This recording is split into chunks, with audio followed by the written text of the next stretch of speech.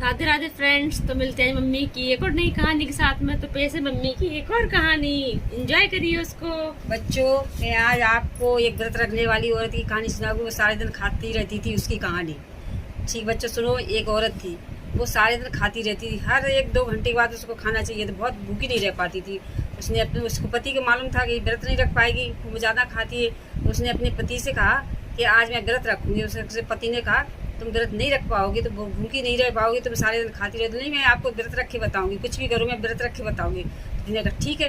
तो बोली, पत्नी ने कहा मैं आज खाना नहीं बनाऊँगी, तुम पास में किसी रिश्तेदार के यहाँ चले जाओ, दूसरे गाँव में, वहाँ जाके खा लेना। पति ने कहा ठीक है। पति जानता था कि भूखी नहीं रह पाएगी। तो पति, उसके मकान के 2 गेट थे, पीछे से भी आगे से भी। तो उसके पति ने पीछे का गेट खोल के डाल दिया, वो आगे से चला गया वो, और पीछे से गेट से घुस के आ गया और छुप गया वो। अब पत्नी ने सोचा, थोड़ी देर निकल हुई तो पत्नी ने सोचा मुझे भूख लगी, क्या करना चाहिए। तो गन्ना वाला निकले, उसने गन्ने खरीदे, उसको चूसे। फिर थोड़ी देर बाद उसको फिर भूख लगी, तो उसने अमरूद खरीदे, वो खाए।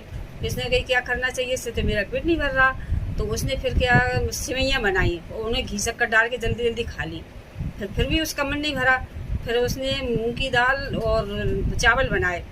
तो फिर पति ने गेट उधर से निकल के वहाँ के गेट से हाँफते हाँफते आ गया। पत्नी ने गेट खोले, बोले आप इतनी जल्दी क्यों आ गए। पति बोला मैं क्या बताऊँ, रास्ते में बड़ी मुश्किल से बच के आया हूँ, सांप था।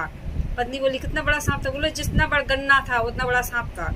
तो पत्नी बोली उसका मुंह कैसा था। वो जितने बड़े अमरूद थे ना उतना बड़ा मुंह था। पत्नी बोली कैसे चल रहा था वो। तो पति ने कहा वो जैसे घी से कटा के सिमैया सट सट चलती है ना, ऐसे सट सट चल रहा था। और फिर पत्नी ने बोली कि बच के कैसे आए। बोले मैं बच के आ गया, जैसे मूंग की दाल और रोटी, मूंग की दाल चावल बचे ना, ऐसे में बच के आ गया।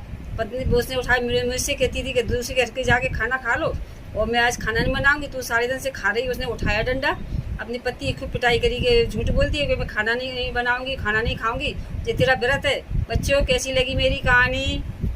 तो फ्रेंड्स, कहानी कैसी लगी जरूर बताना, कमेंट जरूर करना कि आपको मेरी कहानी कैसी लगी, पसंद आई कि नहीं आई। ओके फ्रेंड्स, राधे राधे, जय श्री कृष्णा।